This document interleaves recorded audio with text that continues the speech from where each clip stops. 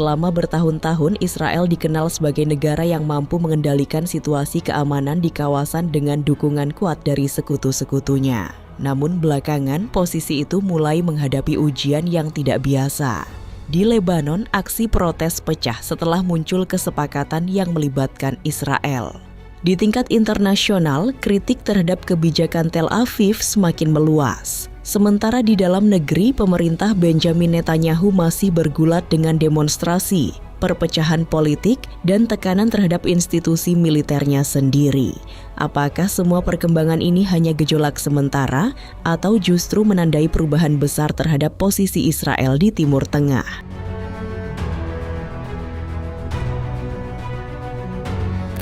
Di tengah sorotan dunia terhadap kebijakan luar negerinya, Benjamin Netanyahu justru menghadapi ujian yang tak kalah berat di dalam Israel.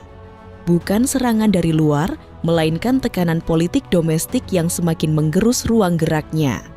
Gelombang demonstrasi kembali memenuhi lapangan Habimah di Tel Aviv. Ratusan warga menuntut Netanyahu mengundurkan diri dan meminta pemilu dini segera digelar. Menariknya, aksi ini tidak hanya diikuti kelompok oposisi. Sejumlah mantan pilot Angkatan Udara Israel, tokoh dunia usaha, hingga keluarga para sandera ikut menyuarakan ketidakpuasan mereka. Bagi banyak demonstran, perang yang berkepanjangan belum menghasilkan kemenangan yang dijanjikan. Sementara beban ekonomi, politik, dan sosial terus meningkat. Di dalam koalisi pemerintahan, perbedaan pandangan juga semakin tajam. Kelompok garis keras yang dipimpin Itamar Ben-Gvir bersikeras melanjutkan operasi militer hingga Hizbullah dilumpuhkan sepenuhnya. Sebaliknya, sebagian politisi mulai mempertanyakan apakah strategi tersebut justru memperpanjang konflik dan memperburuk posisi diplomatik Israel. Perbedaan ini membuat arah kebijakan pemerintah semakin sulit diprediksi. Ketegangan juga merambah kehidupan masyarakat. Bentrokan antara aparat keamanan dan kelompok Yahudi ultra-ortodoks pecah setelah penahanan sejumlah penolak wajib militer. Peristiwa tersebut mencerminkan bahwa perdebatan mengenai perang kini tidak lagi terbatas di lingkaran elite, tetapi telah memicu gesekan sosial yang lebih luas. Di atas seluruh persoalan itu, Netanyahu masih harus menghadapi persidangan kasus korupsi yang telah berlangsung selama bertahun-tahun. Meski ia terus membantah seluruh dakwaan dan menyebut proses hukum itu bermotif politik, kasus tersebut tetap menjadi beban besar yang membayangi kepemimpinannya di tengah situasi domestik yang semakin tidak menentu.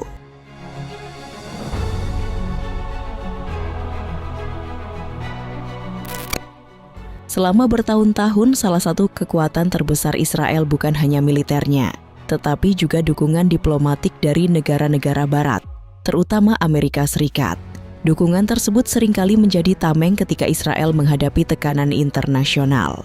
Namun pada 2026, situasinya mulai berubah. Benjamin Netanyahu kini dihadapkan pada kenyataan bahwa mempertahankan hubungan dengan sekutu-sekutunya tidak lagi semudah sebelumnya. Perubahan paling mencolok terlihat dari hubungan dengan Washington. Pemerintahan Donald Trump sedang berupaya membangun kesepakatan baru dengan Iran sebagai bagian dari strategi meredakan ketegangan di Timur Tengah, mengamankan jalur perdagangan internasional, dan membatasi program nuklir Teheran. Di saat yang sama, Netanyahu justru menegaskan bahwa pasukan Israel akan tetap ditempatkan di Gaza, Lebanon Selatan, dan sebagian wilayah Suriah selama ancaman keamanan masih ada. Perbedaan kepentingan ini membuat hubungan kedua negara mulai mengalami gesekan. Bagi Washington, stabilitas kawasan menjadi syarat penting untuk membuka ruang diplomasi dengan Iran. Sebaliknya, pemerintah Israel berpendapat bahwa penarikan pasukan sebelum ancaman benar-benar hilang justru akan menciptakan risiko keamanan baru. Dua kepentingan yang berbeda itu akhirnya memunculkan ketegangan yang semakin sulit disembunyikan. Nada dari para pejabat Amerika pun mulai berubah. Wakil Presiden J.D. Vance mengingatkan para pemimpin Israel agar tidak menyerang Presiden Donald Trump secara terbuka. Ia juga menekankan bahwa Amerika Serikat selama ini menjadi penyokong utama kemampuan pertahanan Israel melalui bantuan militer, pendanaan, dan kerjasama strategis. Trump sendiri beberapa kali mengkritik langkah Israel yang dinilai berpotensi menghambat peluang tercapainya kesepakatan yang lebih luas dengan Iran. Di tengah situasi tersebut, sejumlah laporan juga menyebut Washington mulai menjalin komunikasi informal dengan beberapa tokoh oposisi Israel, termasuk Naftali Bennett dan Gadi Eisenkot. Meski tidak ada bukti bahwa Amerika Serikat ingin mengganti pemerintahan Israel, langkah itu memunculkan kesan bahwa Washington mulai membuka ruang komunikasi yang lebih luas di luar lingkaran Netanyahu.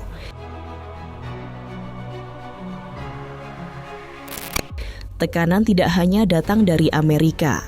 Dalam beberapa bulan terakhir, sikap negara-negara Barat terhadap Israel juga terlihat semakin tegas. Inggris, Prancis, Kanada, Australia, Selandia Baru, dan Norwegia menjatuhkan sanksi terhadap individu maupun jaringan yang dituduh terlibat dalam kekerasan pemukim di tepi barat. Mereka juga memperingatkan bahwa langkah lanjutan dapat diambil apabila situasi di wilayah Palestina terus memburuk. Di saat yang sama, negara-negara Arab dan dunia Muslim terus meningkatkan tekanan diplomatik. Arab Saudi, Uni Emirat Arab, Qatar, Yordania, Mesir, Turki, Indonesia, Pakistan, dan sejumlah negara lainnya kembali menyerukan penghentian kekerasan di Gaza, serta mendesak dimulainya kembali proses perdamaian. Posisi Israel semakin sulit setelah Komisi Penyelidikan PBB menerbitkan laporan mengenai dampak operasi militer terhadap warga sipil Palestina dan kondisi kemanusiaan di Gaza. Laporan tersebut memicu perdebatan sengit di forum internasional, termasuk adu argumen antara Duta Besar Israel untuk PBB, Danny Danon, dan sejumlah pejabat PBB. Seluruh perkembangan ini memperlihatkan bahwa tantangan yang dihadapi Netanyahu kini jauh lebih kompleks dibanding sekadar menghadapi ancaman militer.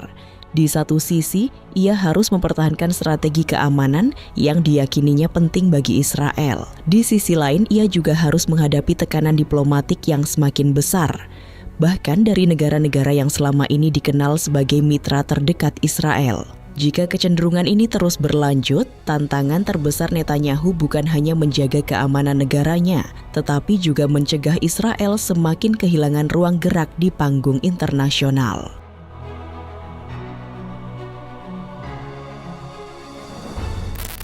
Di tengah berbagai tekanan politik dan diplomatik yang membayangi pemerintahan Benjamin Netanyahu, muncul persoalan lain yang tidak kalah mengkhawatirkan. Kali ini sumber masalahnya bukan berasal dari parlemen atau panggung internasional, melainkan dari kemampuan militer Israel sendiri untuk mempertahankan ritme perang yang telah berlangsung begitu lama. Konflik yang berkepanjangan di Gaza, Lebanon, dan sejumlah front lainnya membuat kebutuhan personel terus meningkat. Namun laju rekrutmen tidak mampu mengimbanginya. Sejumlah media Israel melaporkan bahwa IDF kini mengalami kekurangan sekitar 12.000 personel, termasuk 6.000 pasukan tempur. Pada saat yang sama, puluhan ribu warga usia wajib militer belum memenuhi panggilan dinas, sehingga beban operasi semakin banyak ditanggung oleh pasukan cadangan yang telah berulang kali diturunkan ke medan tempur. Kondisi tersebut mulai memunculkan kekhawatiran di kalangan petinggi militer. Kepala Staf IDF Eyal Zamir memperingatkan bahwa sistem pasukan cadangan tidak dapat terus dipaksa bekerja dengan pola seperti sekarang. Semakin lama konflik berlangsung, semakin besar risiko menurunnya kesiapan tempur, moral prajurit, dan kemampuan militer menjalankan operasi di berbagai front secara bersamaan. Sementara itu, situasi di Lebanon Selatan juga belum menunjukkan perubahan yang berarti. Meskipun intensitas konflik sempat menurun, serangan drone dan rudal Hizbullah masih menjadi ancaman bagi pasukan Israel yang ditempatkan di wilayah tersebut. Bahkan, di kalangan mantan pejabat keamanan mulai muncul perdebatan mengenai efektivitas mempertahankan kehadiran militer apabila biaya yang harus dibayar terus meningkat. Kekhawatiran itu semakin menguat setelah insiden di Kafar Tebnit, Lebanon Selatan, yang menewaskan 4 tentara Israel, termasuk seorang komandan batalion. Peristiwa tersebut kembali mengingatkan bahwa setiap operasi di front utara masih membawa risiko tinggi, bahkan ketika perhatian dunia mulai bergeser ke jalur diplomasi. Tekanan terhadap IDF juga tercermin dari meningkatnya jumlah korban. Data Kementerian Kesehatan Israel menunjukkan lebih dari 9.200 orang mengalami luka-luka sejak konflik regional meningkat, termasuk sekitar 1.350 korban dari front utara dan Lebanon Selatan. Angka tersebut menggambarkan bahwa perang yang berkepanjangan bukan hanya menguras anggaran dan persenjataan, tetapi juga mengikis sumber daya manusia yang selama ini menjadi fondasi utama kekuatan militer Israel.